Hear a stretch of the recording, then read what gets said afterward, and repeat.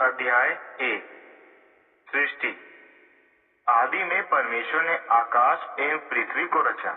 पृथ्वी बिना आकार के तथा खाली थी और पानी के ऊपर अंधकार था तथा परमेश्वर का आत्मा जल के ऊपर मंडरा रहा था।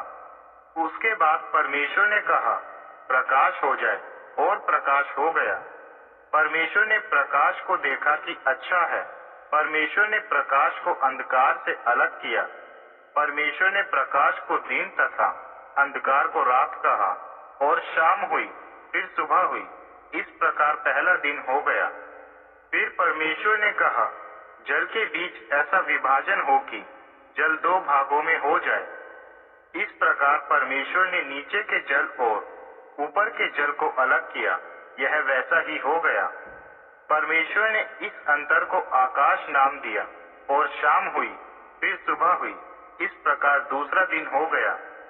फिर परमेश्वर ने कहा, आकाश के नीचे का पानी एक जगह इकट्ठा हो जाए और सूखी भूमि दिखाई दे, और वैसा ही हो गया।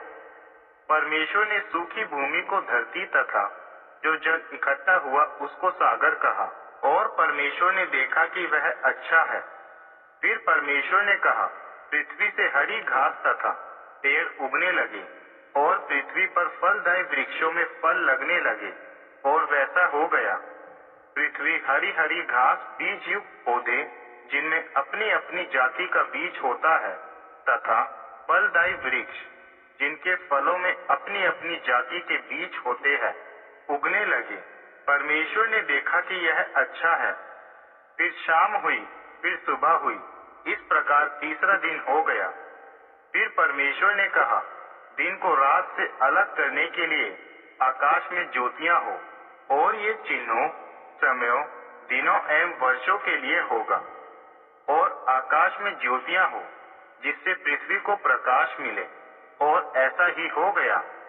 परमेश्वर ने दो बड़ी ज्योतियां बनाई, बड़ी ज्योति को दिन में तथा छोटी ज्योति को रात में राज करने हेतु बनाया।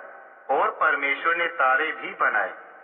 इन सभी को परमेश्वर ने आकाश में स्थिर किया कि ये पृथ्वी को रोशनी देते रहे, ताकि दिन और रात अपना काम पूरा कर सके, और रोशनी अंधकार से अलग हो। और परमेश्वर ने देखा कि यह अच्छा है।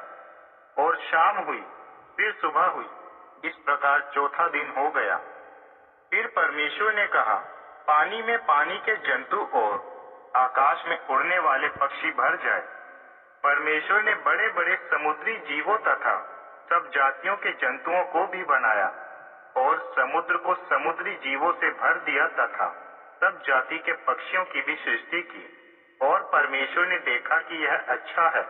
इन्हें परमेश्वर ने यह कहकर आशीष दी, समुद्र में सभी जंतु तथा पृथ्वी में पक्षी भर जाए। तब शाम हुई, फिर सुबह हुई। पांचवा दिन हो गया। फिर परमेश्वर ने कहा, पृथ्वी से प्रत्येक जाति के जीवित प्राणी उत्पन्न हो, पालतू पशु, रेंगने वाले जंतु तथा हर एक जाति के वन पशु उत्पन्न हो। परमेश्वर ने हर एक जाति के वन पशुओं को, हर एक जाति के पालतू पशुओं को तथा भूमि पर रेंगने वाले हर एक जाति के जीवों को बनाया। और परमेश्वर ने देखा कि यह अच्छा है।